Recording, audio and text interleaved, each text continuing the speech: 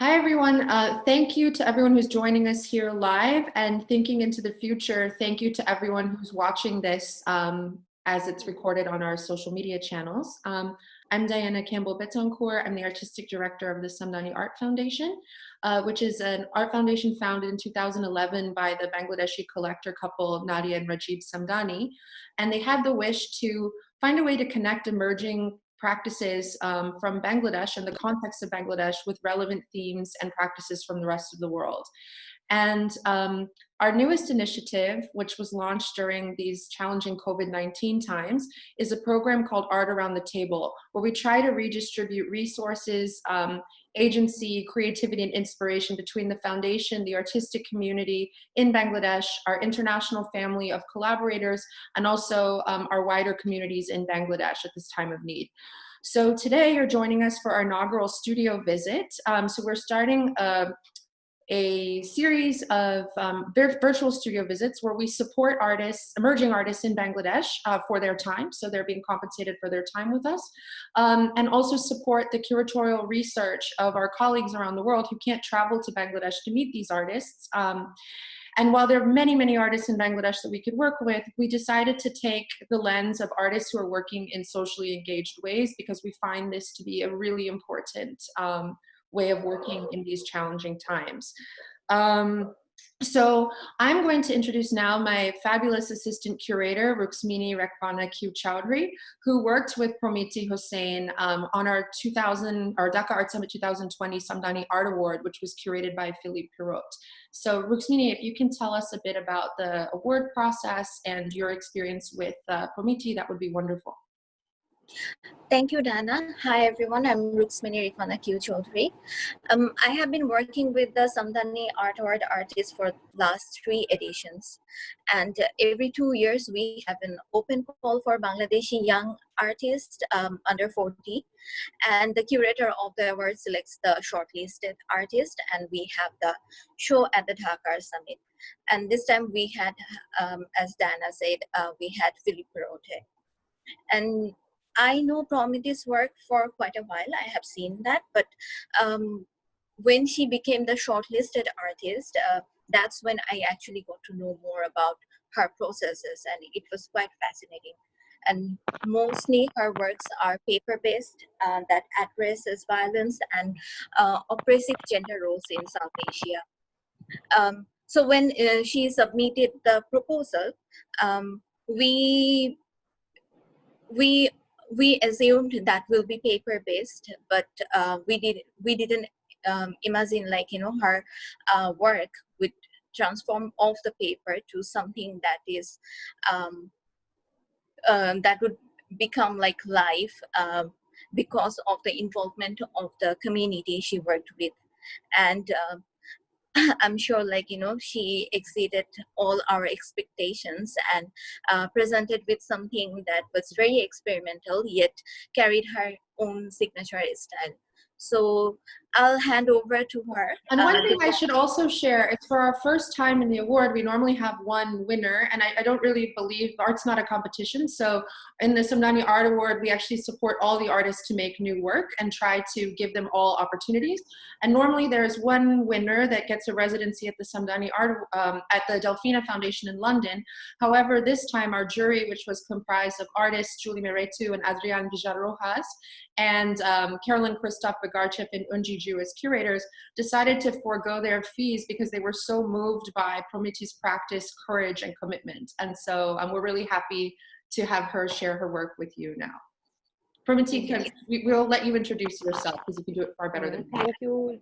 Thank you, Diana, and thank you, Ruxmini. It was a wonderful introduction. And before I introduce myself, I would like to thank Diana and Ruxmini for helping me out with the presentation, and also Samdani Art Foundation for all the support. So I'm Promiti Hossain, a Bangladeshi artist based in Shantiniketan, which is in West Bengal, India. Being brought up in a family full of artists, I was always drawn to free thinking, creative practice more than academic practice, which is usually more a common practice in the art institutes. So this is why I was drawn to Shantiniketan, for the diverse cultures, for everything, you know, like for the education system and everything. So ever since childhood, so I would like to give a small brief about Shantiniketan, so that people may have the idea of how this place is actually. So it is in West Bengal, India, and was founded by Maharshi Devendranath Tagore, who was a Hindu philosopher and religious reformist. So later it was expanded by his Nobel laureate son, Rabindranath Tagore, who modernized Bengal art by spurning rigid classical forms and resisting linguistic structure. He was the founder of the public Central Research University and institution of national importance known as Vishwa Bharati. And I am a student of Vishwa Bharati, and I studied in the Faculty of Fine Art, which is Kala Bhavan. It was founded in 1919. So anyway, I also chose to, it's more like it has a more rural kind of ambience, and also a very international atmosphere in many ways, with diverse culture and very rich culture. And I personally, even after I completed my study over here, I decided to stay and practice my art, because you can see this is an image of Bangladesh, and Dhaka city. Basically, it's very congested, and I wanted to stay somewhere where I can peacefully practice my art. And also I have a lot of health problems, for which I try to stay away from pollution as well. So anyway, now I would like to show some images of my institute. So this is the image of I have selected 3 images which represent my campus, my my art college.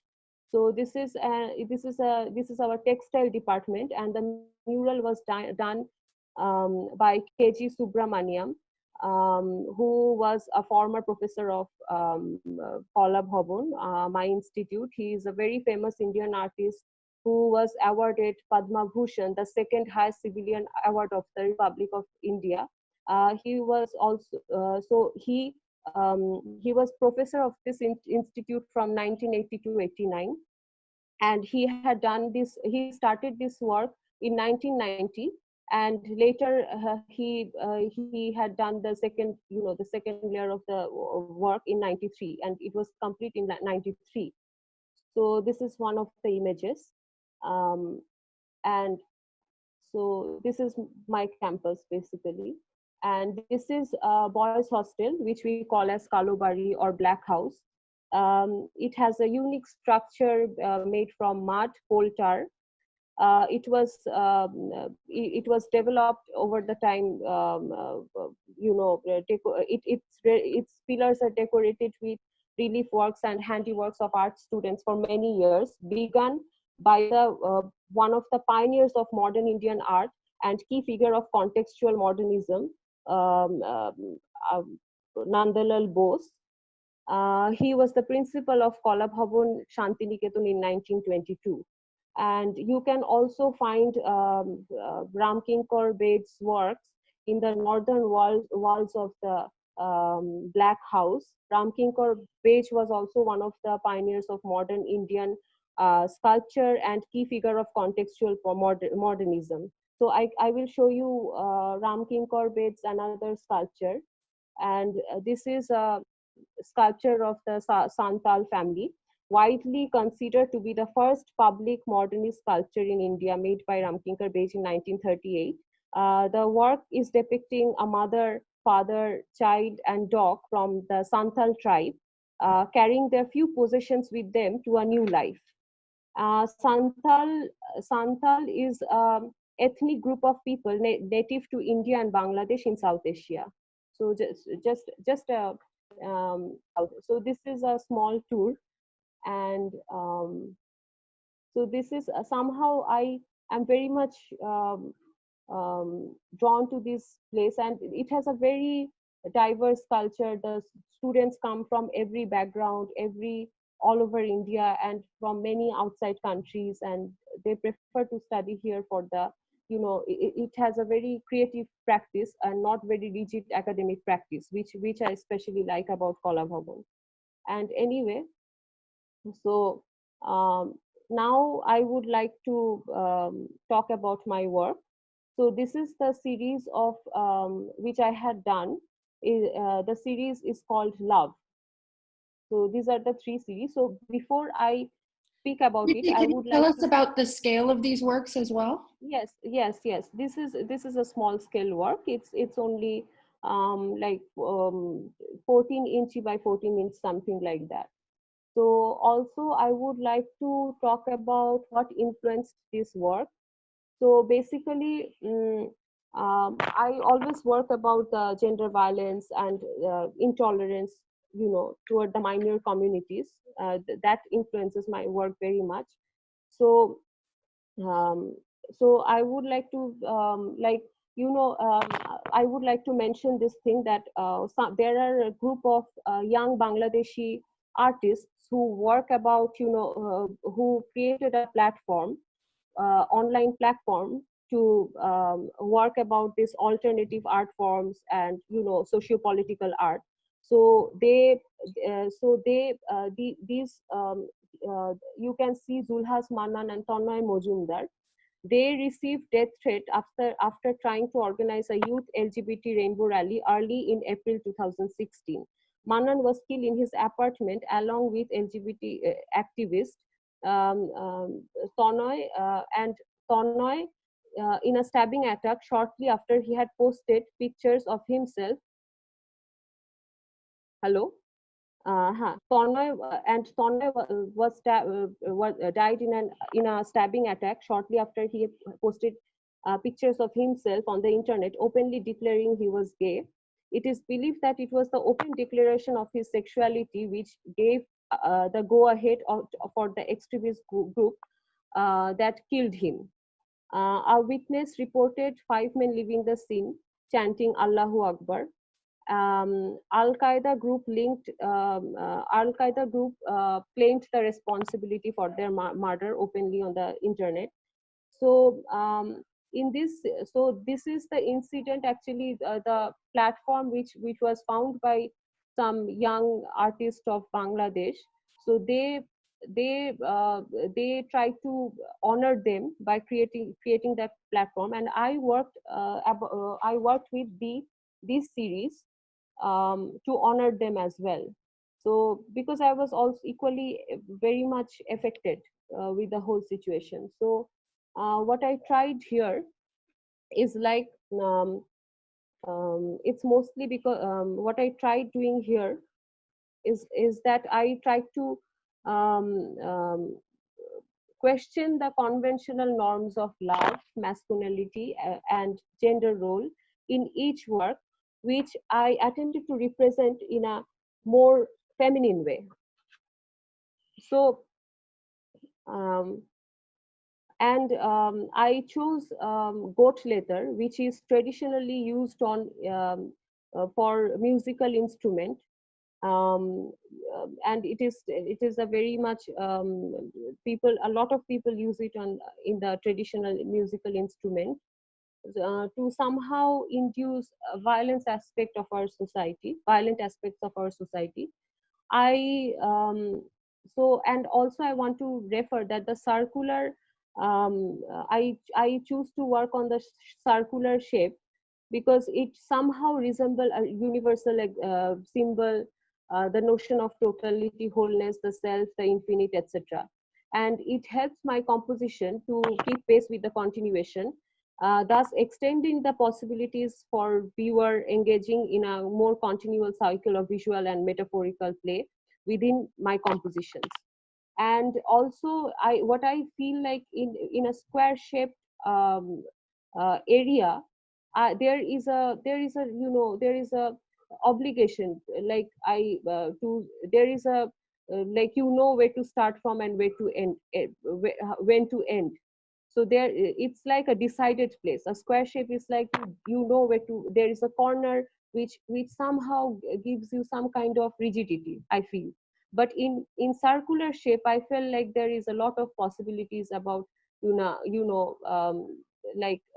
continuing the um, continuation of the composition. It's like a visual play, a continuous visual play. So it probably it somehow, in my view, it expands the possibilities of um, it expands the possibilities of every aspects of each composition.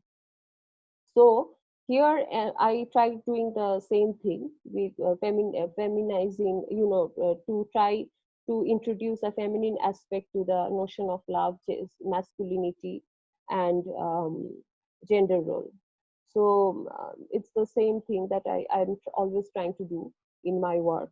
And this is so I want to talk about this work specially, and over here I represent it as semi-anatomical drawing of a cow as a subject of my composition, not to question any religion of any particular, but how does we as society normalize violence through the festival of slaughtering cows and goats openly on the street, where children are conditioned to witness the event as a form of ritual or celebration.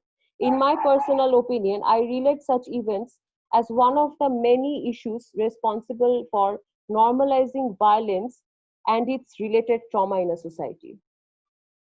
So, so this is about my primary, and also I want to refer one thing that you can see a lot of anatomical drawing in my work, and I would like to mention this, that anatomical, I have always been very much fascinated with the anatomical drawing, and I'm very much influenced from artworks like Mitushen and Kiki Smith and many other strong feminist artists. So for me, this anatomical drawing, there is a conventional notion of art, that how art should be, represented, and they always somehow um, um, distance. They somehow isolate the idea, that isolate illustration, isolate a few form of art as inferior.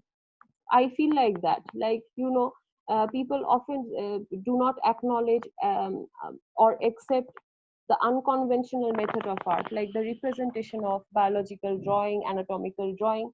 So for me, this is a challenge to establish this kind of illustrative drawings, or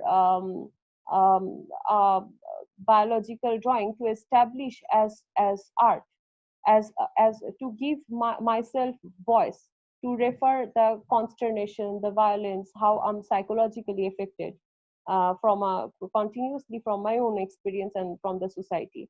So over here you can see I have used emboss as my primary technique, but I did not use it as a printmaking subject. Like I did not treat it as a printmaking or printmaking art. So I am using an anatomical drawing of of ear and mouth. So it's basically influenced from whenever in a very conservative society, we as if from an early age, we get used to the idea of if teasing as girls or women. It's a very common practice in the conservative society of Bangladesh or India.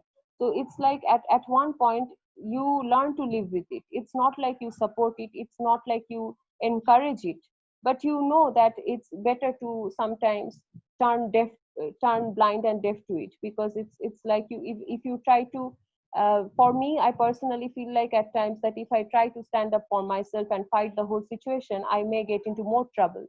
Yeah, So and just there to are a jump lot of in quickly, Promiti, in case people missed it, you were talking about basically teasing and taunting based on gender roles, and yeah yeah. yeah so so the yeah so oh right, so another aspect is like that the idea, like, which I forgot to mention as well, like in Bangladesh, the transgender is acknowledged, a country which is run by a woman, but yet the idea of homosexuality is not acceptable. So this is a contradiction of the society that we call a democratic country. So even though we have women in power, many women in power, but there are still a lot of obligation and lot of difficulty we as women have learned to face over the time. And somehow we become more tolerant and silent towards it. It doesn't matter we accept it. It's not like that. We don't accept it. But it's the silent scream that I'm trying to portray in each work. The silence, yet I'm screaming. It's more like that.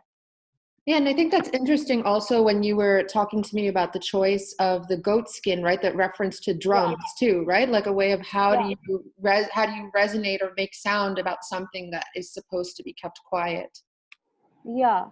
So yes, exactly. So the goat leather, So the goat leather, it's also, as I told before, it's sort of somehow like the aspect of normalizing violence, or normalizing many difficulties of our society in many ways. Like somehow we know it's wrong, but somehow at the end of the day we somehow normalize it. It's I relate this with the violent aspects and gender as well. So I'm relating many issues into one surface. I'm constantly trying it. And also I actually, this leather, I did not personally purchase this material, but it was given to me as a gift. And I personally do not purchase any leather product for myself, but this was a gift to me, and it was given to me by a musician. So that's why I wanted to, treat it as my voice, how I see it. So this is another work which I had done from the same series. Yeah. So that's it about my art practice. And I would, should I continue with my project proposal, that how my experience with the whole thing, and how I the project proposal that I had submitted for Samdani Art Award. Yes, because it takes these same themes, but as Ruxmini said in her introduction, it's so beautiful how it took these themes that are kind of personally felt by you on paper and expanded them into a community that had something to deal with. So if you can tell us the background and the process, that would be great. Yeah. So when I was selected among the shortlisted artists, I think when I was selected among the 24, because it's a 2-tier selection. So when I was selected through the first tier, among the 25 people, so Mr. Philip took my interview, and I just expressed my wish that if I was given this opportunity, I would like to collaborate with women survivor, like be it a rape survivor, be it an acid victim survivor. So I would like to work with that kind of community. I would like to expand my possibilities, because before that I was already working with, I was influenced from my life, I was influenced from news media and the news that I get to hear about. So it affects me to some level, that I project it in my work.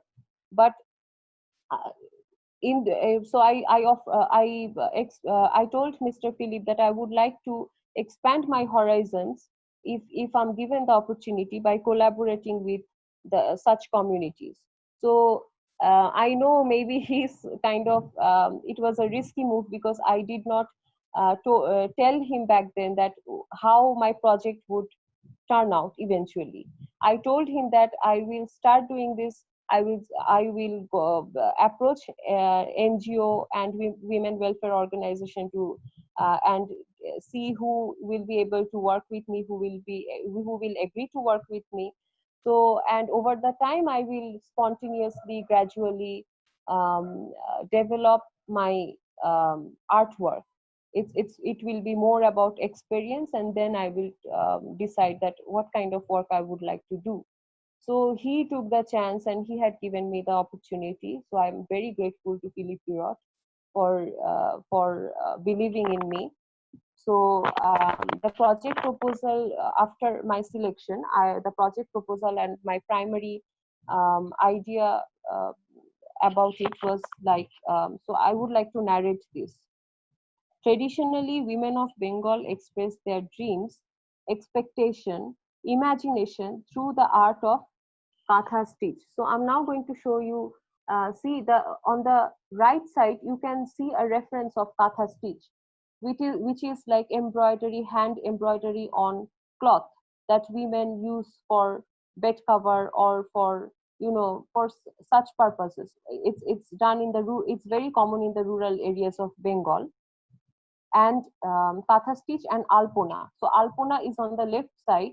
You can see that they paint it with white rice powder on dark surface, which is on the ground, you know, like on the floor. They paint it.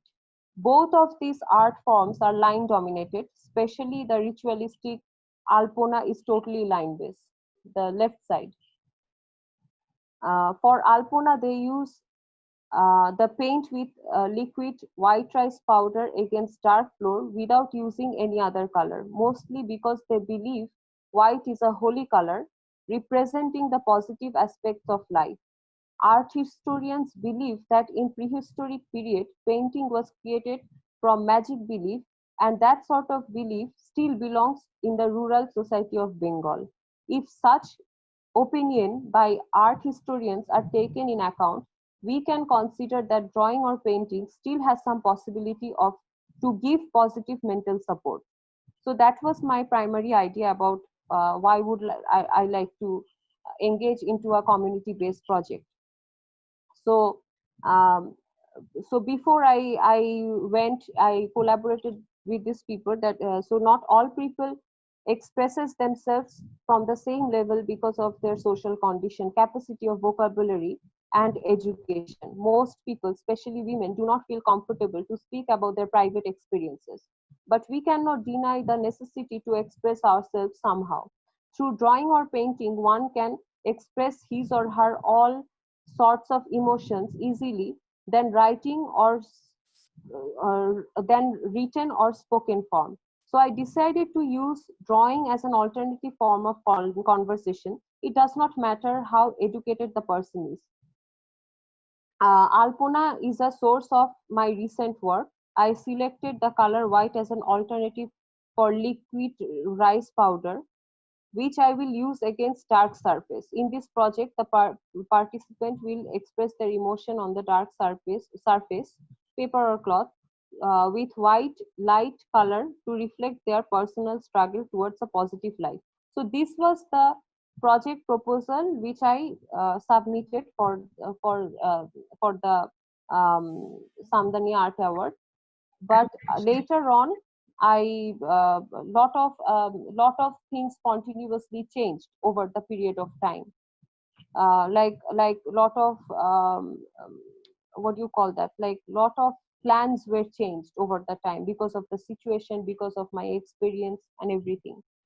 What I did is like after after this I approached several NGOs, and only a Bangladeshi very famous human rights activist Khushi Kabir, who runs an NGO Nijera Kori. She is also an artist. So she accepted to help me out with the and provide me with human source to work on such project. So so I went to, so she told me about this incident of a politically motivated crime, like a woman who was gang raped over the campaigning for a vice chairman candidate. So so it was a very popular case, but I would like to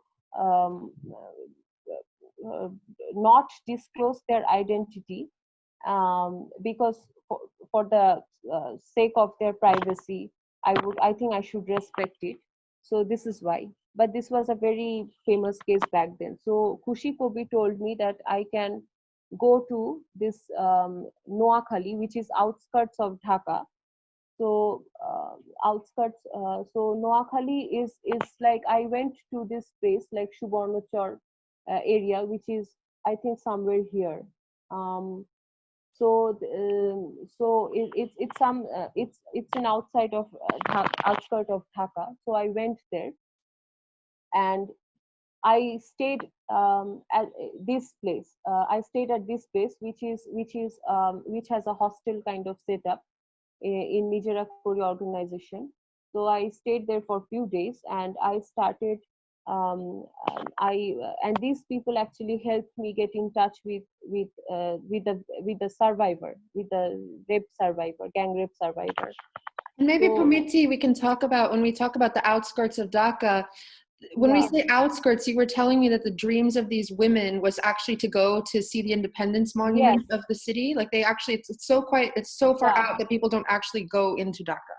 Yeah, I decided to talk about it when I show them show their drawing, because so that people will relate more, like because when they were drawing, when I was doing the collaborative project and the drawing, then I asked them that what influenced it, and they told me that it is our dream to go to see the monuments of 71, so memorials of 71, and we would like to travel to Dhaka someday if we are lucky enough.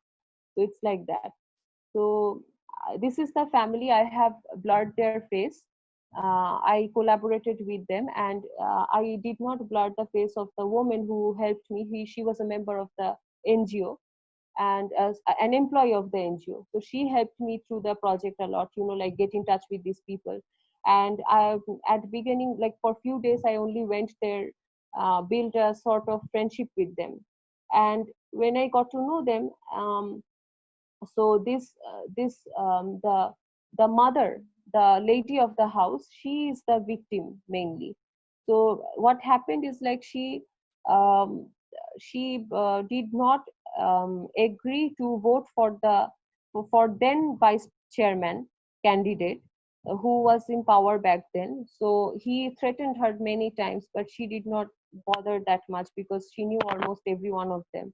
So she thought, maybe what will they do, So anyway, so when she voted for someone else, later that night 13 men came to her house and broke down her door, and her door, they tied down the entire family, and they wanted to attack the daughters of the family, who is 12 and 14.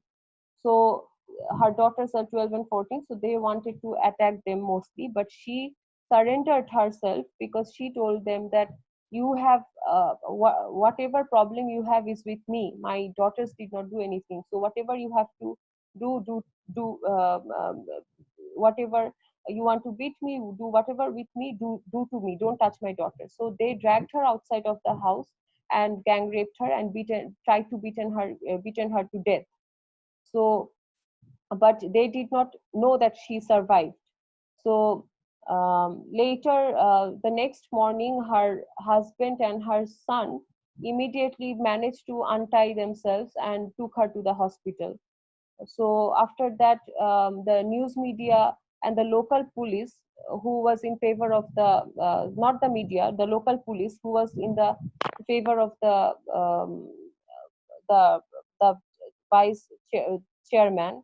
So they told the media that it was some kind of family feud. But over the time, with the initiative of Kushi Kabir's NGO, they fought really hard to get justice. So the 13 men are now in police lockup, and they recently hunt down three of the rapists, probably three or two of the rapists, probably. So now all of them are in the custody, so police custody, but they could not what do you call that, they could not arrest the then vice chairman because of the lack of evidence. He only like uh, he sent the men to rape this woman. So that's what happened. So because of the lack of evidence and proof, that's why he got away. So anyway, um, so I so this is how these people cook on a mud stove. So this is very common in that rural area. So then when I went there, one thing I noticed that their idea of art is mostly, as I shown before, um, art on textile or on the houses, but they have no concept of paint, just drawing or painting for the sake of enjoying or for the sake of decorating houses. It's not very common for them. What is common, it's like drawing on vehicles. So I would like to show one image of the vehicle of which is very common in Dhaka. It's called rickshaw. And this certain kind of painting, which is very acceptable to them and most of the people, is the bright pictures like this, or film. They sometimes paint um, film posters like this with very bright colors. So their concept of art is limited to painting on vehicle, painting on floor, houses for the purpose of decoration or the purpose of source of income through textile and all that. So when I provided them with colors and art materials, because that village had no source of art material where they can buy. They have never seen coloring box. So I provided them, gifted them the art materials, and I also had done the collaboration. So over here you can see a 14-year-old child, yet she is a housewife. So when I was collaborating with that family, the other members of the neighborhood joined me to work on the to enjoy the collaborative project and all that. So you can see I could not take my picture because I was taking their picture, so taking their photo. So I was drawing with them and they were drawing beside me. So this is a kind of dialogue, a visual dialogue that we got into. So even though this woman who was a gang rape victim, who she herself narrated what has happened to her, but another aspect which I would like to mention, that when I went to visit her in that village, I expected a very negative atmosphere for what has happened to them. But for them, it was the same routine. Their love, it was a very positive environment somehow, no matter how traumatic event that had happened to them. So it was like a very friendly atmosphere in that neighborhood. I felt like she received many support from her neighbors, from her family, which is very uncommon in Bangladesh, like in villages, especially in villages, um, because they are like, they usually isolate such people. They usually sort of what do you call that, sort of victimize a person. But in this case, it seemed like she was not being blamed, like which is the right way. I mean, this is how it is supposed to be. But it's a very uncommon thing, I think, because of Khushi Kabir's NGO as well. They somehow educate these people in a lot of ways about these things. So for me, it's a very interesting different contrast that I witnessed, as two different contrast of life, like um, for like when she's telling a story, she's in a very dark place. But when the story is over, and when she's engaging herself into a regular household chores, regular conversation, gossip with her neighbors and everything. So it's like from a very dark space to a very positive space. So these two contrasts very much inspired me. So I chose this uh, black papers, especially black pastel papers, because to give it a more metaphorical value, like to represent a darker aspect of life, which is a very negative space. Black color is in our culture is it's a very negative color, so it builds a very negative space. But yet you're painting on it with white color or colorful color. So it's again the total opposite contrast of life that one is representing uh, through through the process of art making. So this is another aspect of the whole thing of my experience. Mm, so yeah, so this is how they were painting, like. And interestingly, lot of the older women who was questioning me that what is the use of painting like this, what is the use of painting together like this. But later on they could not resist themselves. They came and joined me for this in this collaborative drawing project. So this is a reference of what I was doing. Like at the beginning, I wanted to create a series of books, but over the time, my ideas changed in a lot of ways. So this is where I drew something, and they also had drawn some. So over here, you can see the flag of Bangladesh, and also Sriti Shodho, which is a memorial for the 71 what do you call that, the who fought for our country and who gave up their life fighting for our country. So it's a memorial for them. So Interestingly, you like can, rape is a big part of that memorial too, Promiti. Maybe can you talk yes, about the history of rape with the 71 war? yes, in 71, when when Pakistani attacked out of the blue in 71, so they had one aspect to the whole thing, that they wanted to impregnate, what is the word, they wanted to Impregnate? yeah, impregnate the women of Bangladesh, so that they can leave their blood in our country, like they wanted to leave some kind of war child in for, so that it's like their concept was like a child will never a child will always avenge his father. So they raped as many women as possible, from teenage girls to women. They especially they made the local schools, and they captured local schools and houses and made it rape camp in 71. So these rape camps are also very so they wanted to get these women pregnant as much as possible, because they wanted to leave their they wanted to what do you call that, leave their child, so that they will avenge them. They had some kind of silly concept about it.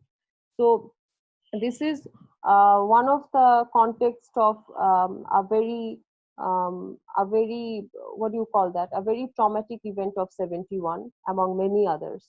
So I wish if I could include some images. I did not have it in mind. I wanted I could have included some images of the 1971 But anyone who's war. interested can Google it, and there's several books about it too. But I just Yeah, thought it's interesting, the connection between these women and that history of survival yeah. and what their local, their historical and today.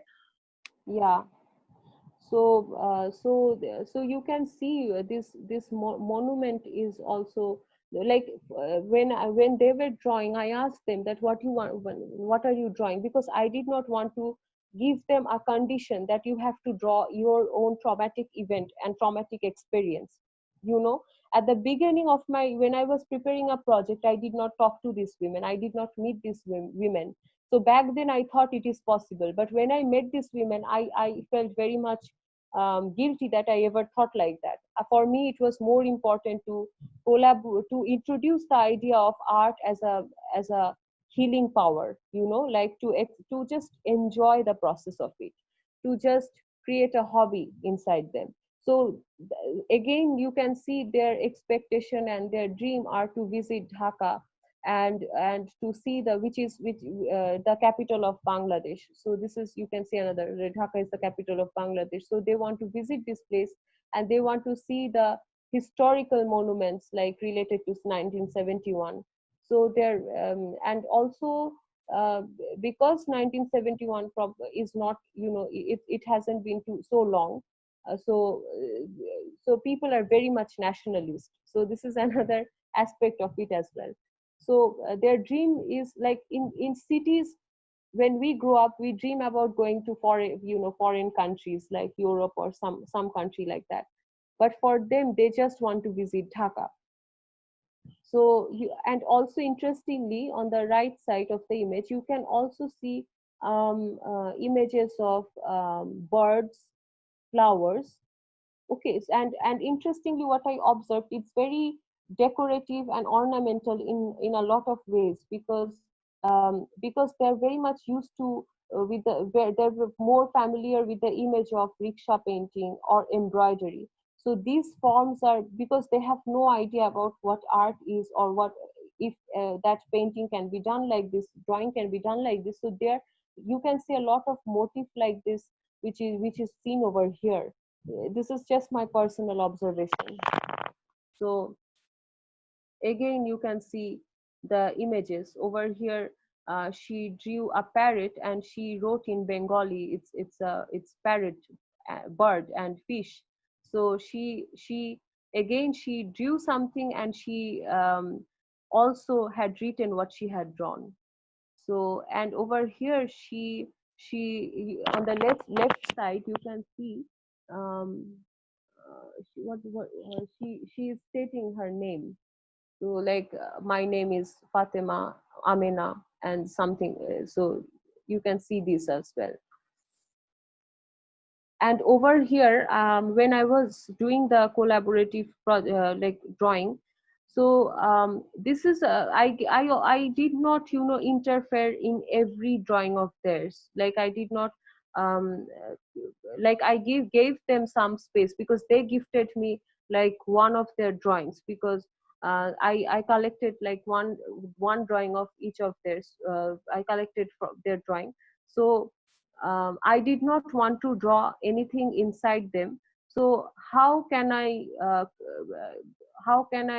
interpret um, in my own way through the process of drawing, without having to disturb their perspective, their narrative.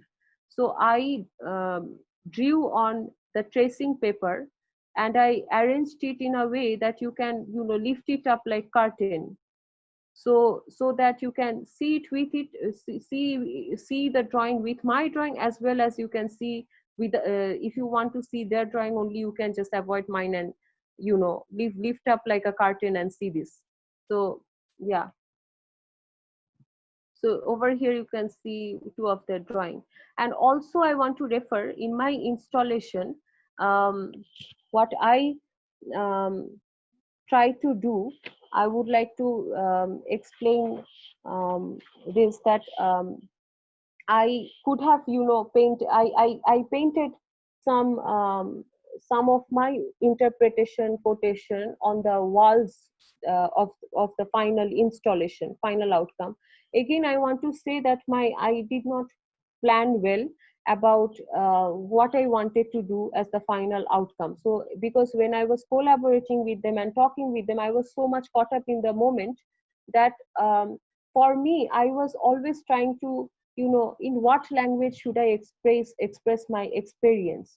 So what I try to do is, like, I try to explore all the aspects of visual art, like all the aspects of visual art, like in what way I can express myself.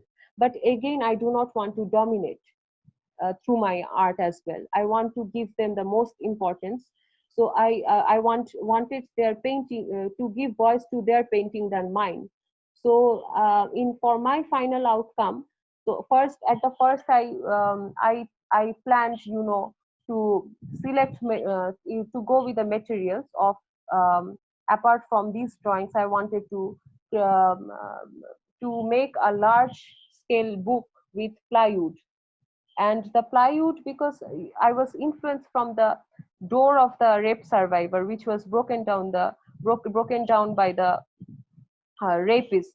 So Promiti, I maybe can wanted, you move to an image where we can see that plywood yeah, connection to the door? okay. I think I can, wait, can I share the screen of the video?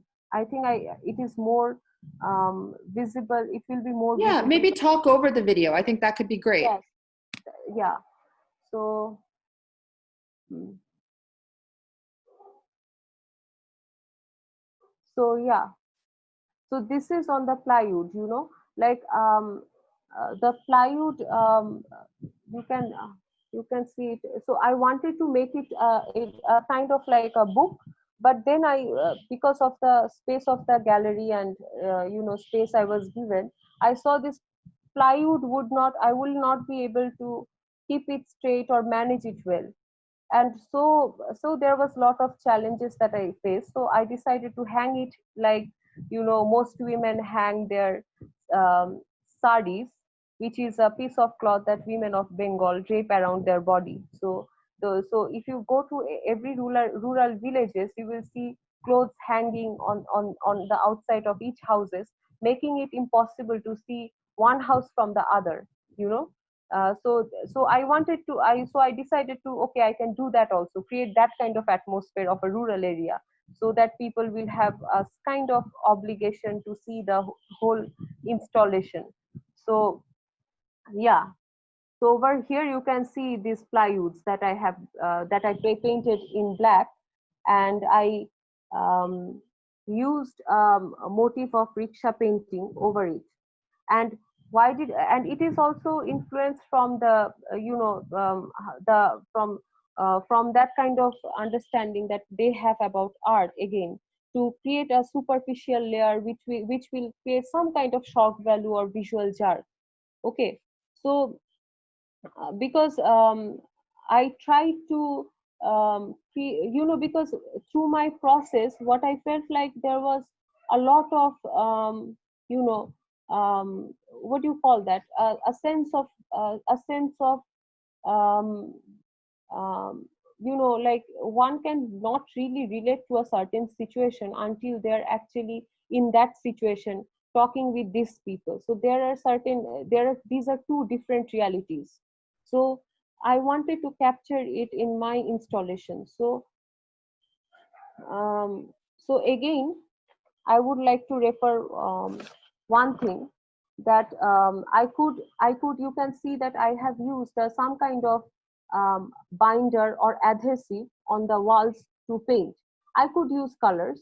I could use colors so that it would look nice and very well composed, you know, well composite, which merges well with the whole composition. But I decided not to do that deliberately, to, you know, to give a sense of what do you call that, presence. Like my presence is the least, my opinion is least important, but their opinion is more important. So I try to give their work, keep them, you know, hang on the wall and frame it like that, while my works were displayed on the floor, my own painting were displayed on the floor. So um, anyway, I used a rickshaw. I collaborated with a rickshaw painter who also had done many rickshaw painting in the region that I had gone for the collaboration. So he is also very famous rickshaw painter, as I have shown you in the PDF file earlier. So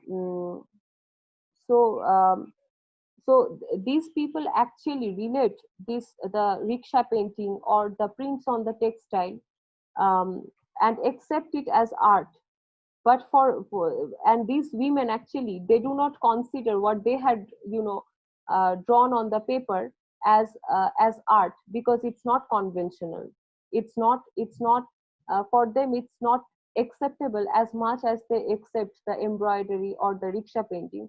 And why I related these things in one platform, because I too feel like that I do not paint any conventional, I do not follow any conventional method of art. I too um, paint very unconventional element. I show very unconventional element in my art, for which I try to, you know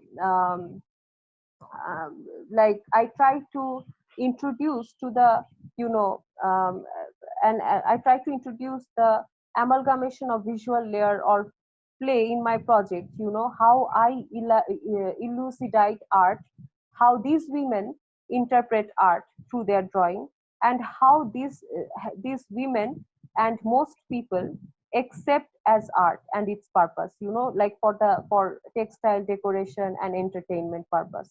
So which rickshaw painting very much um, well represent this perspective and this narrative, I feel. And also, again, another thing that I would like to say, that I'm very much um, I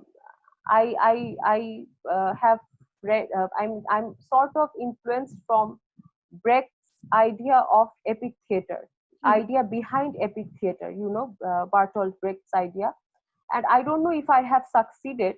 I am not sure of it, but I try to do that, because to give it a more proper view, I would like to explain about the idea. In naturalistic or dramatic theater,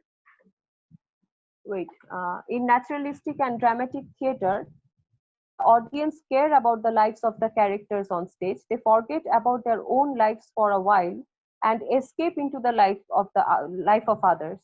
When the audience cries for that character or feels the emotions through the events happening to them, it's called catharsis. Brecht was against the cathartic theater.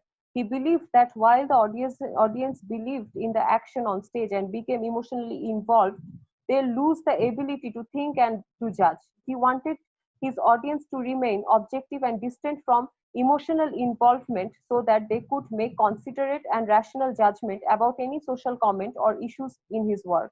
He used a range of theatrical devices, symbols, and techniques, so that the audience will remind through that they were watching a theater presentation of life, not real life itself. I try. So this is how this is. I was very much influenced. I wanted to create that kind of narrative in my work. I don't know if I am successful in that way, because a lot of people told me that they could not, they could not see what I wanted to show, but rather they had their own interpretation. So I personally wanted to give that space of and freedom for the audience to interpret in their own way. And also, I want to refer one thing about this whole process of my whole process of project, um, which is um, huh. Another thing that I would like to refer, that I have seen lot of collaborative projects, when people collaborate with rickshaw painters or children, people often, like artists, often lose their own identity through the process, and it seems like one single work, large scale work.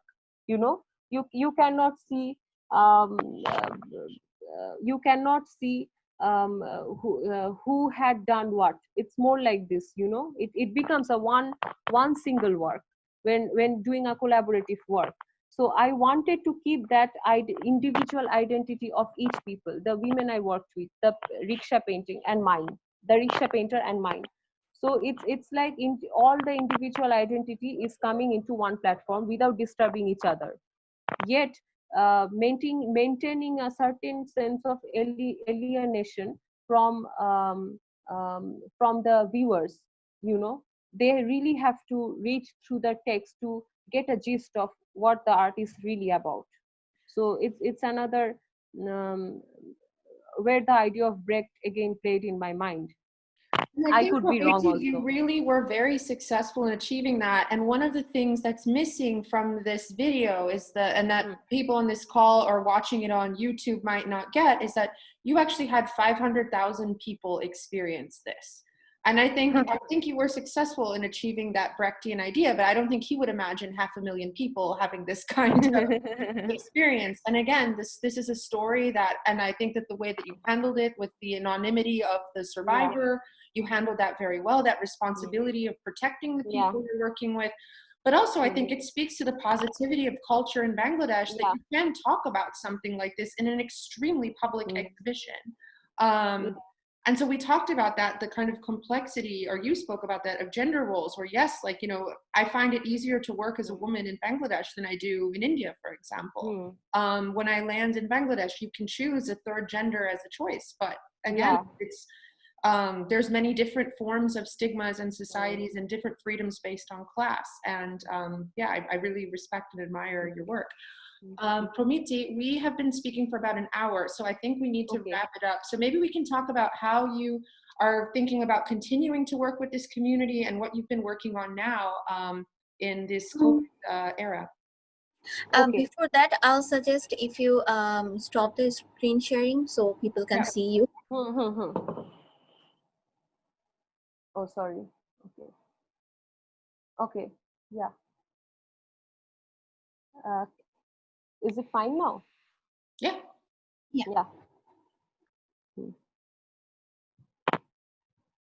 So what I'm planning to do is, like, I was very much I felt really lucky to have this opportunity to work at such a wide range work and a collaborative project inspired me in many ways. So because of the pandemic situation, I may be a bit cautious right now, but I have planned to work in further with this project. I have decided to spend my awarded money for such project, for future project, and also how I can help these women.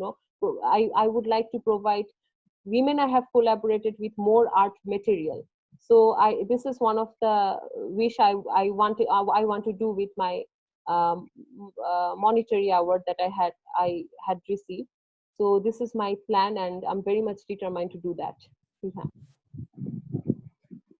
Excellent. Yeah, and I think it's great. It's that responsibility. It's not like you work with a group and then leave. So are you guys still in touch?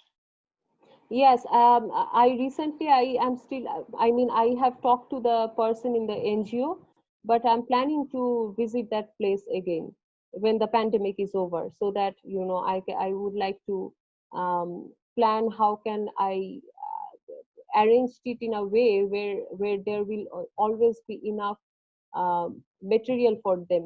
They will never run out of the art material. So at least it has some sort of what do you call that, that we as city people have the opportunity to go to a counselor, like a psychologist. But this is how I want them to treat art, like to make, just a space to relieve themselves, to just to treat it as a hobby. So this is what I want to do. And I also want, I don't know if I have the it may take some time to get in touch with the right kind of people, but I do want to work with the acid victims for my next project. I'm very much determined about it. And for those of you who aren't familiar, acid victims, it's an unfortunate thing that happens in certain parts of the world, but women are attacked with acid and it disfigures them. And, it's a lifetime of, pain and stigma. So yeah. Great. Well, thank you. And I think, again, this is right now, I feel like, just doing art is not enough. And what really moves me by your process is how you can use art to heal society, how you can give voice to people that were silenced, and how you can create hope in a hopeless situation. So keep up the great work, and thank you so much. Hope to see you very soon. Yeah, thank you so much. Okay, and thanks to everyone who was listening.